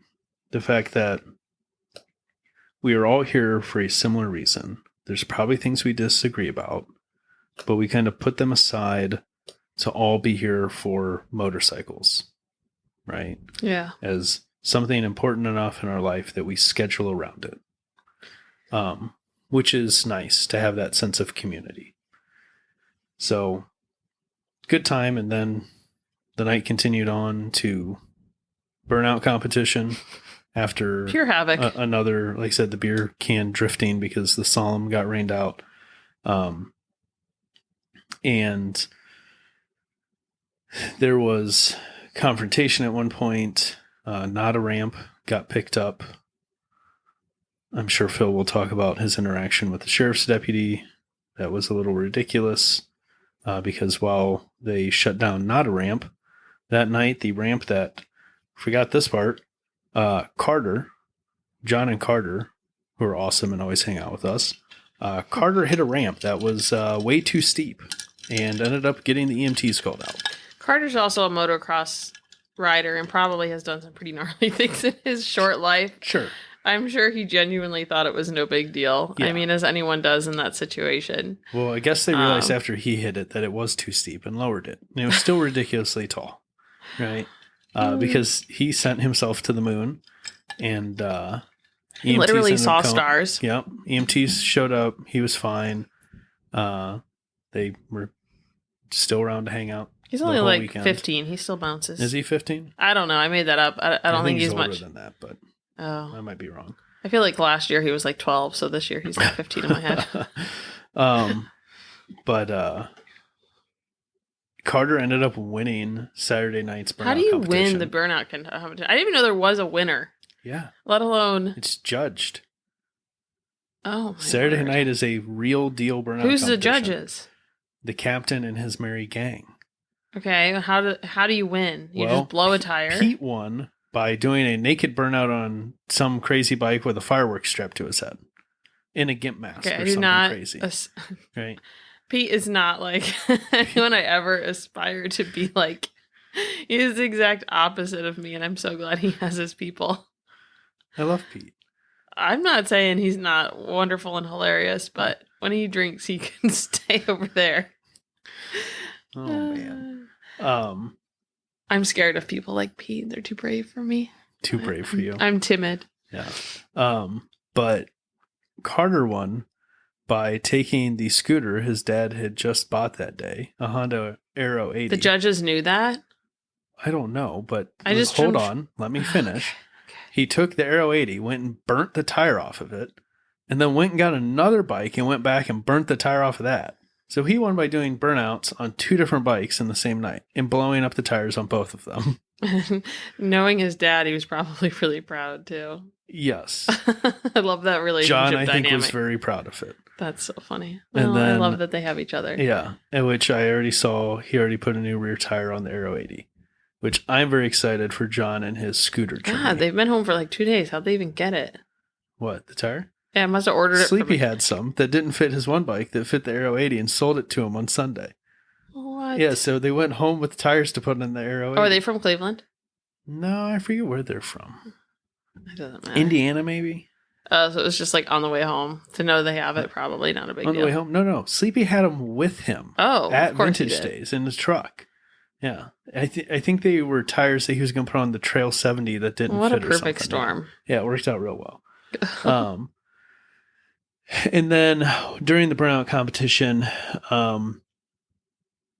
Johnny Mac, I think, had family vacation or something. I don't remember exactly the circumstances, but I know him and Piper took off a little early. So the Bourbon Ferry duties were passed on. So Tom suited up and became the Bourbon Ballerina. The sober bourbon ballerina. And Liza provided various masks to people. Marshall's friend Luke took a horse hat, and there was a phenomenal picture of him wearing this horse head, staring at his phone through the horse's mouth. I wonder how long I would need to go down there in order to experience it like fully, but also like not be down there. Like 5-10 minutes if you go at the right time. Yeah, but that's Right. the thing, is knowing when the right time is. Phil took this, like, I don't know, like pilot's cap that had like goggles built into it. Yeah, it was like the Red Baron that like Snoopy wore. Yeah. And then he decided to wear them slightly askew, and apparently was like crawling around, creeping up on people. What's that chanting something to the effect creature of, from Lord of the Rings? Is it not Lord of the Rings? What's... Are you thinking Dobby the elf? I think so. That's Harry Potter. Is that accurate? You search. I'm going to continue. Oh, I just felt Harry like... Never mind, I'm not going to tell you. So, apparently... No, that's not it. Phil devolved to chanting something along the lines of, drink the bourbon, heal your soul, in like a phenomenal guttural voice that totally blew his voice out because Sunday morning he had no voice left. But it was great. After the burnout shut down, everyone kind of wandered back. We sat around and talked. Sleepy busted out a guitar. Songs were sang. The captain wandered down and hung out for a while. And, Gollum. Oh, Gollum from Lord of the Rings. I did say Lord of the Rings. I was right. Yeah. If you're thinking Gollum. Yeah. Okay. Yeah. Yeah, valid. I see where you're going with that. Okay. Wendy put on this giant inflatable like chicken jockey costume for the corner. That was good times. Do other people do things like this, or is it just our people? To some extent, I think our people lean in a little harder than others. It's so funny because a lot of our people don't even drink. They just go down there in ridiculous costumes and like... You can be fun. I have not mastered being fun. We'll get you there. Yeah, and then so burnout competition Sunday, kind of slow morning. Was gonna go try and watch some trials. Well, Sunday started with like everything got delayed. A huge storm. Pretty decent storm. I mean, I barely slept pretty much any of the nights, but the reason I slept very minimally Sunday morning essentially was our awning was flapping in the wind and the whole camper just shifts. It's like a sail. Yeah. It just like most creaks. of the weekend about the awning ripping off the camper. I don't think I wasn't really worried that much because we had it down quite a bit. We needed it for rain and sun. Like we kind of had to have it. Yeah. I wasn't too worried about that, but it did like whip around quite a bit. I think the gusts Sunday morning on the weather app were like up to 30-ish miles an hour, 25, 30.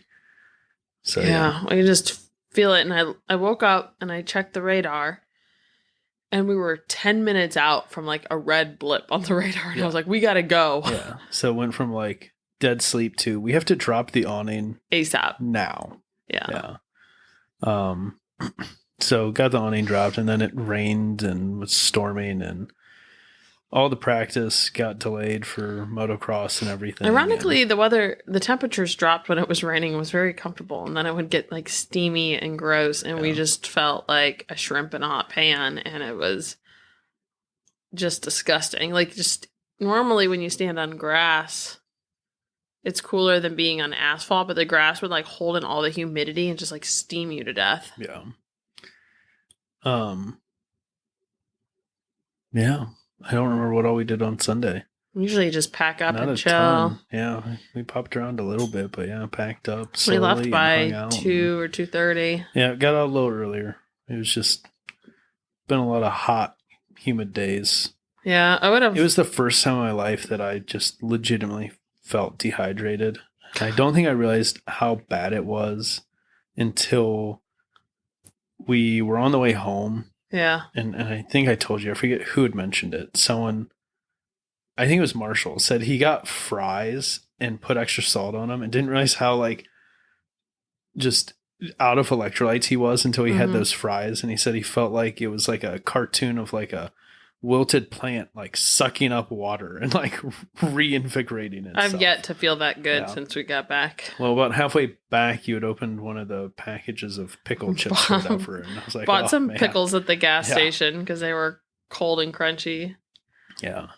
And then we got home and did some fried chicken, and it was fantastic. Yeah, we specifically seeked out a high sodium dinner. Yeah. And both drank packets of liquid IV. Yep. I weighed myself when I got home, and I drank between like eating and drinking. I gained about 5 pounds from when we got home, from when I went to bed. Just like the amount of liquids I had to drink and sodium and stuff. I didn't. Yeah, it's kind of fun to see that. I mean, I felt kind of horrible because increasing your body weight 5 pounds is not comfortable, but essentially it had to be done in order to like balance out. Yeah, it was hot. It was very sticky. I had decent liquid intake, and it just all we did was like stand around with a drink in our hand, regardless of what it was. I'm like, even if you had a beer in your hand, honestly, you'd think with as hot as it was, as long as you didn't drink too many of them, anything was better than nothing because you were sweating so much it didn't matter. Yes. And while we did have the camper we could go into, I think we both have a level of FOMO when we're not with the people. Yeah. So we really didn't spend any time in the camper aside from like fun, though, occasionally. Because I tell everyone, like, granted, it's only been 2 years, but especially this year, because we told them last year, I was like, if anyone needs a break from the heat, like everyone's welcome to go just sitting there. Right? Yeah. I mean, we weren't even in there for people to think that it was like our turf. Like you try to like neutralize it. You know, we didn't spend any time in there. But it was great because at one point, Johnny Mac forced Lizzie to go sit in there and just to relax for a minute. We should have forced people in it. Like go. Well, yeah, sit. and I wish we would have realized how many people hadn't been inside of it because we would have been like doing tours every hour on the hour or something, to like. Yeah. Cool off and BS and just sitting there. Like, I feel bad. I don't know how to welcome people in a way where they genuinely feel like it's okay. Yeah. I always forget. Like, I come from a pretty closed off background as a child. We were not overly, I don't know. I don't feel like my family was very welcoming. And so it's hard for me to remember like, what I need to do in order to genuinely make people feel comfortable. Like our hosts like Tom and Becky are so great at party planning and providing things and literally forcing food on people. I try to consciously take notes of how people are forcefully giving things. Like it's so hard for me. That's nothing I've ever done to force kindness on people. Yeah. And they're so good at it. I'm like, how do I do that? How do I tell people, no, really like go in there? I just forget to offer things. Partly because I feel like my close friends know that just do stuff. So it's not on my mind to introduce people to opportunity. I'm just so used to people being like, hey, stupid, why don't we do this? And it's like, yeah, okay, let's go over there. Or, but learning to be better hosts. Yeah, it was fun though. Taking people in there a few times to show them it, and they're like, "Oh wow, it's like really cool in here." And I'm like temperature wise, Yeah. And I'm like, "Yeah, that's why we're like, hey, if you're too hot, go sit in there." Yeah, if you stand in front of the fan, that was the ultimate life hack because it was cool when you first walked in, but you do lose AC every time you open the door. So maybe right by the door. Sure, to some extent. But if you stand in front of the fan, it's like just moving the cooler air over you is such a foreign concept when it's 90 degrees out because we had taken a 16-inch fan with us, but it was so hot. We tried to put it at our campsite. It was just blowing warm air and you couldn't even feel it. Yeah. So eventually, luckily we thought of it early on, took it over to the community camp. Yep. And at least it was in the shade, it moving slightly cooler air and not hot air. You can kind of feel it in some places. Yeah, that side of the campground area backs up to like Ross Road, so it got like better breeze coming in off. Well, it did, and then we had to block off. They blocked off a lot of it because of the diagonal of the rain coming out of the west. It was like a west-facing wall, so they had to block it off. So when it stormed, everything didn't get soaked. Yeah. But also that cut off what little bit of airflow there may have been. Yeah. But any airflow was good airflow. Yeah. It was just, man, it was tough. I don't know if there's ever going to be a year. Last year, though, it was so cold at night. It was so cold. I was putting on my heaviest pants I had. Last year I thought was like perfect. It probably was for normal people, but I was in the sun all day, so it probably was 65 degrees, felt like 55 to me. The rain this year, to some extent, kept the level of chaos under control. Well, I don't think we had any dust barely on anything, which was pretty great. No, I don't know that like last year I had could only get so high in the barrel races. The speeds could only get so high through the campground just because everything's mud. Yeah. Right. Well, the amount of people who like wiped out just riding in the campgrounds, like they were going way too fast anyways. No. People wiped out taking corners like 5 miles an hour because of the amount of mud. See, I was nervous and I rode around a couple different corners by myself. Yeah. And when I took the arrow, is that what it's called? Yeah. Out the one time when John forced me to. I panicked because I realized how long you had been gone. And I was like, oh no. I had my phone on me specifically so you could see my location. I didn't look. Oh, well, okay. Yeah. Panicked with that purpose.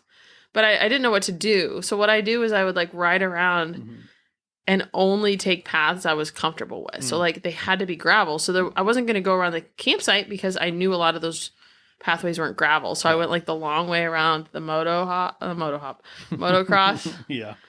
campground because I was just familiar with it. I was like, where can I go that only has like right-hand turns?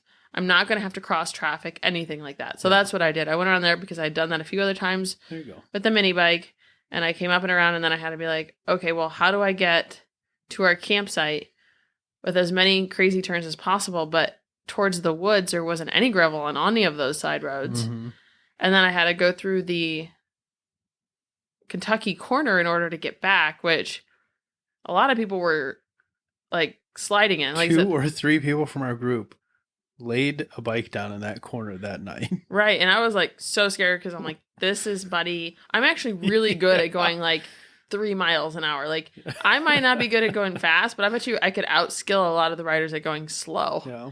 And so luckily I made it back. And when he fell, I was like, I kind of felt good about myself. Yeah. Sorry, guys. You made me feel better.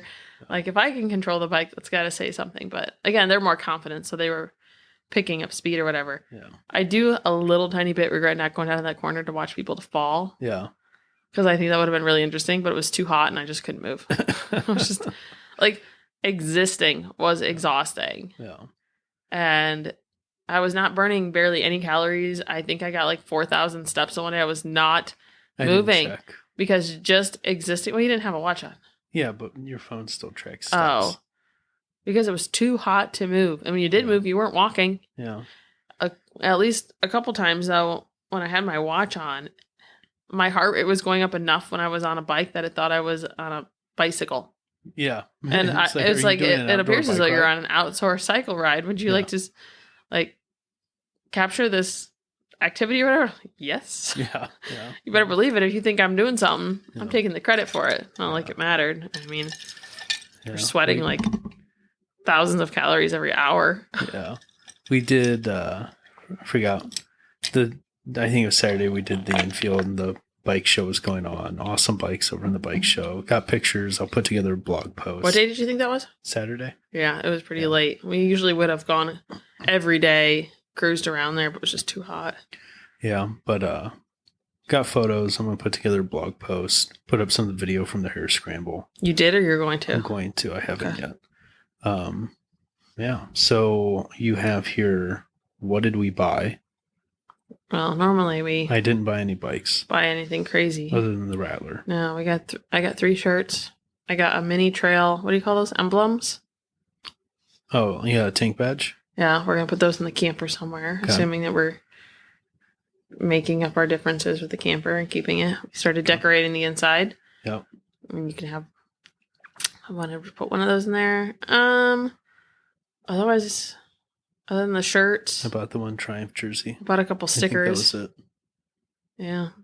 Not a crazy year, but it was too hot to like peruse around. Yeah. What And was your favorite part? you had a bike, so we didn't need to do that. Favorite part's probably just hanging out with people. Yep. I agree. I mean, the rest of it's great, but ultimately it wouldn't be the same without the people that we Yep. Lap for History was camp cool, with. but just, like I said, we're going to put the 4 microphones in this thing in there and just like have a push red button to record. There's too many good conversations there that whether they get you could always like throw them on as like a podcast or just like recorded unedited for history. Yeah, like listen at your own risk. Yeah, just I think it can so many good I think it can discussions. really capture too. Capture the essence of the event with all the noises in the background. Yeah. If someone would be talking and like Just a firework would go off, Yeah, it might need firework and then a 2-stroke goes ripping by without it a might stinger need on edited a Yeah. bit because some of the fireworks were pretty jarring. Yeah. Like, if people in our camp weren't putting them off, they would have made me angry. But since I like some of the people that were setting them off, it didn't bother me. But Yeah. I didn't realize how jumpy I was. And so when some of them would go off just out of nowhere, it threw me off every time. Didn't bother you, apparently. No. I mean, it's complete sensory It's just overload an for me, though. expected part. And what was going off near us was nowhere near as what was going off from the other side of the campground. What do you mean? Like they were loud? doing full-blown mortar tube stuff on the other side of the See, that's where the campground. cop should have been. Yeah. What was your least Ridiculous. favorite part? Probably the heat. The noise can get to me, but I Mhm. understand, like, that's what I sign up for, so that's a me problem. Yeah. Normally, it would probably be the dust over the heat, because I hate the feeling of being dusty. It's just like a sensory aversion I have. Mhm. But I would have loved if it was like 5 to 10 degrees cooler. I think it would have been a completely different experience. Not that what we had was bad by any means, but I really think it would have opened up the opportunity. Granted, I do think more of us hung out at the tent this year because it was so hot. So Yeah. the heat did kind of bring people together in a forced And the social rain. situation. Yeah. Kind of a level playing field for everybody. Yeah. What about you? The length of the event. Was what? Best? Too short. You think? Yep. How many days can you go without sleep? I'd love to see it get to a whole week. Wow. Yeah. You hate sleep. No, I mean, like, part of me says like a month or better, but I know that's not realistic. No. But like it getting to a week would be awesome. That's a And lot. I think if not this coming year, the year after, we should just try and plan to stay till Monday. Because you Yeah. can camp all the way through Monday. I think the Some hard people part do. is that all of our people leave. Yeah. So would you want to stay there without people? Yeah, but I think also if we all talk about it ahead of time, more people may be inclined to stay. Maybe. Yeah. And maybe, honestly, the noise wouldn't be so intense if people knew they had a whole week, but everyone knows they only have 3 nights, so they cram all of their joy in, Mhm. all of their drinking in, Mhm. and it would almost have to be paced completely differently if it was extended. Mhm. That you could actually have the burnout pit 2 nights, and then 2 other nights you could have something else going on there instead of just pure havoc 2 to 3 nights.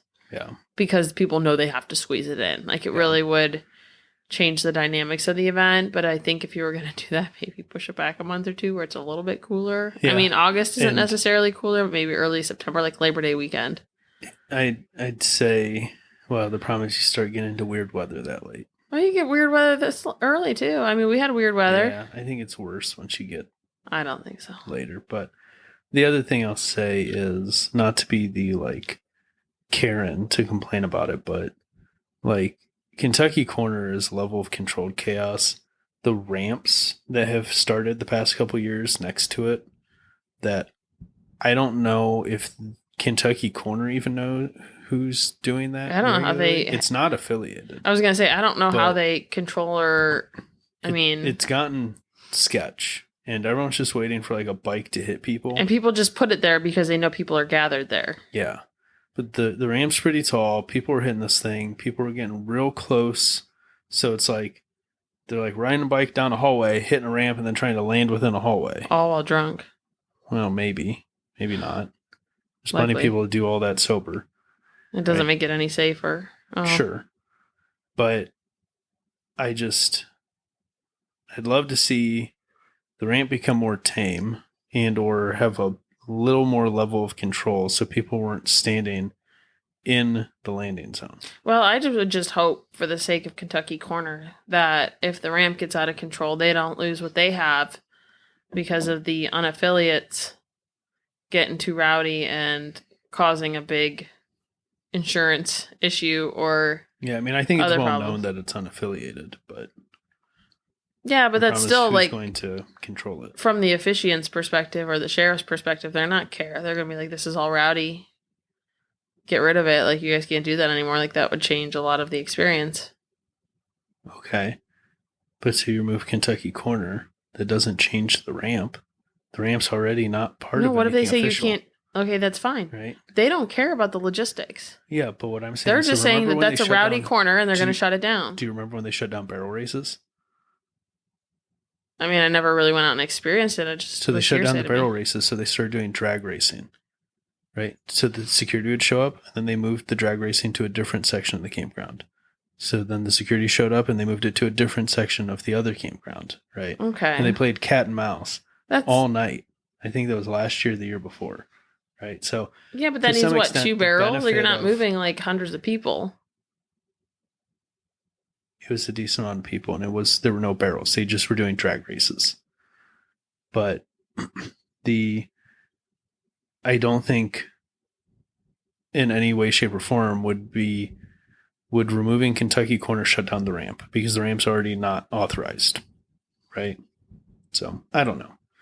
I don't know. I'm just saying, if the cops got prickly, they could just say none of this, any of this, and just stand over there and make sure and swarm it and make sure it didn't happen again.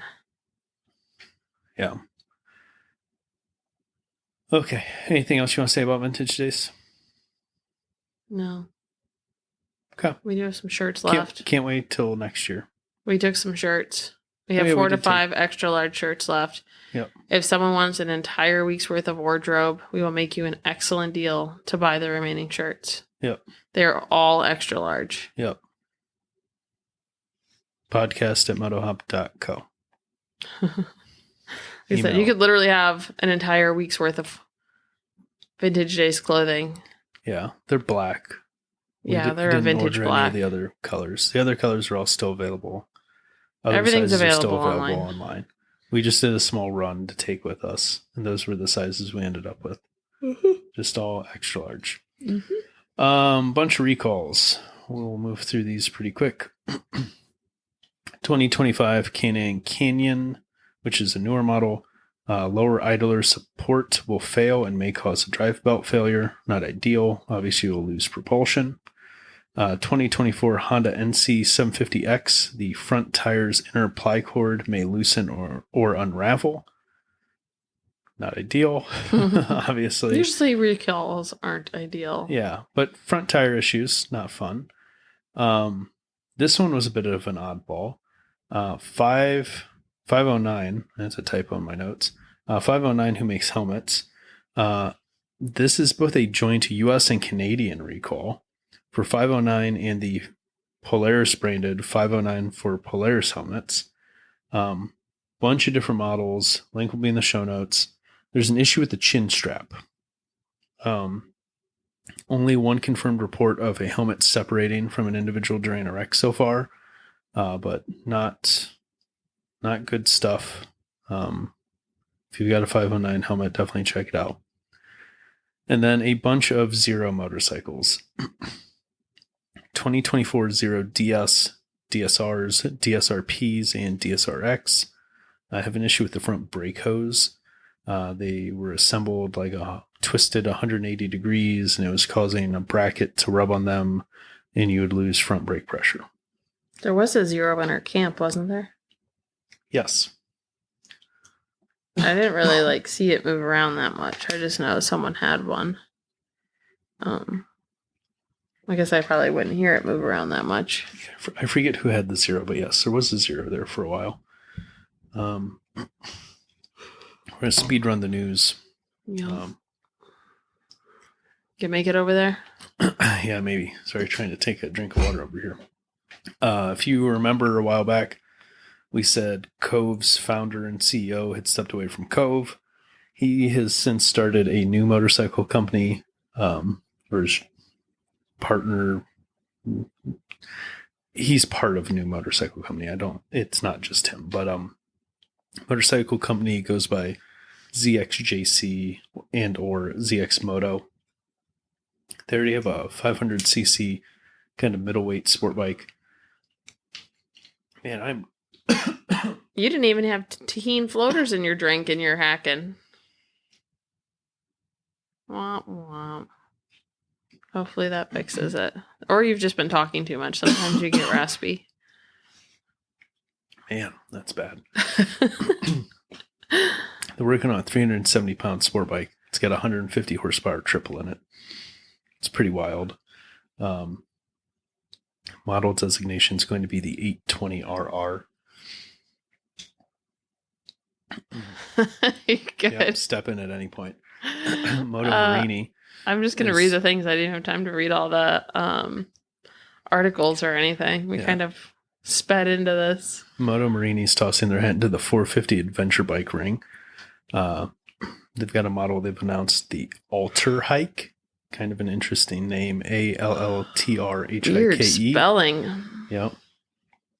21-inch front wheel, 18-inch rear wheel. Almost a 5-gallon tank. About a 419-pound dry weight. Makes just under 45 horsepower. And just under 31 foot-pounds of torque. I think I have two different versions. One of them, this one has the handguards, heated seat, and heated grips. Yes, the high-equipped version. I can't believe a heated seat. Is that common? Yeah, fairly common. What a luxury. I didn't even have a heated seat in my car until recently. Yeah. We'll see when it's going to make it to the States. The renewing of tariffs, I don't think it's going to help any of the situations. There's a PA state rep that has announced an intent to introduce helmet or legislation that's going to require helmets. Right now, their helmet laws are kind of similar to Ohio. So in Ohio, it's like if you have a permit, you're under 18 or considered a novice rider, which is, I believe, the first year you have your motorcycle endorsement, you're required to wear a helmet. After that, no helmet requirement. PA, I think, is 2 years. But this is going right now because the full legislation hasn't been released. It's just he's announced an intent that he's going to introduce it. Don't really know details other than a more broad helmet requirement. This was a fun story. Ride Apart had a story about thieves over in the UK are stealing EV charging cables for the copper. Oh, dear. They're just going up to EV stations and cutting the charging cords off. Oh, my gosh. That would be so annoying. Wouldn't it? I mean, I guess in some ways it's better than them stealing your catalytic converter because Put at an least air it's not tag your in 'em. problem. It's the infrastructure's problem. But yeah, I'm just going up and snipping the charging cables right off. And then Vespa has announced an 80th anniversary celebration for next year. multiple days. It's going to be over in Rome. Where are we going?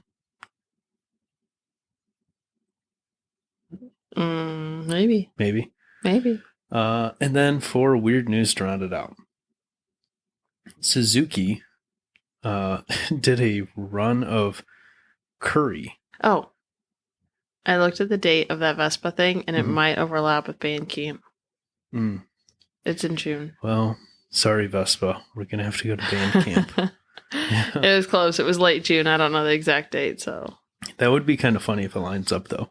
Maybe have a birthday cake or something for Vespa. Yeah, there you go. Suzuki, though, did this run of curry. They had one for like the Hayabusa and one for the V-Strom and a couple of their four-wheeled vehicles, the Jimny and the Swift. Just like what a random product. Instant for them curry to develop. sounds delicious.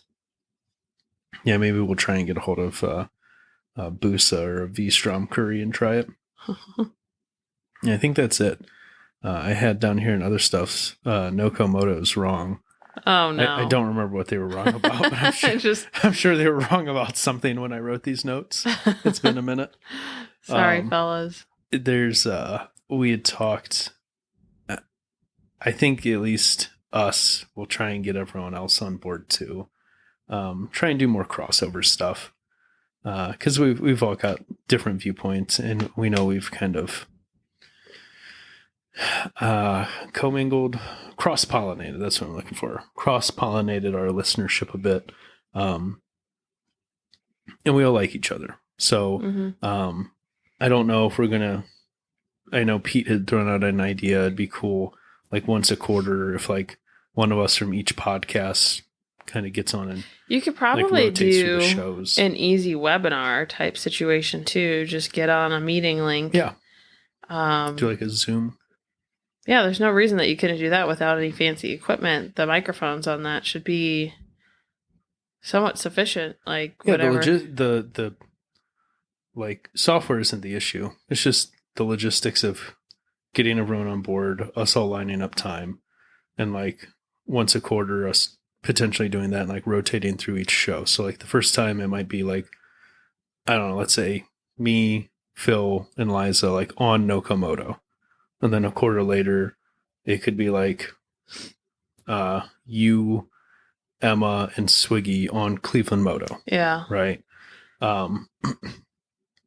So at a minimum, we'll try and do some more crossover. Well, if you wanted to do video, an easy webinar would be the way to go because they're so easy to record. Yeah. And audio equipment's fairly forgiving.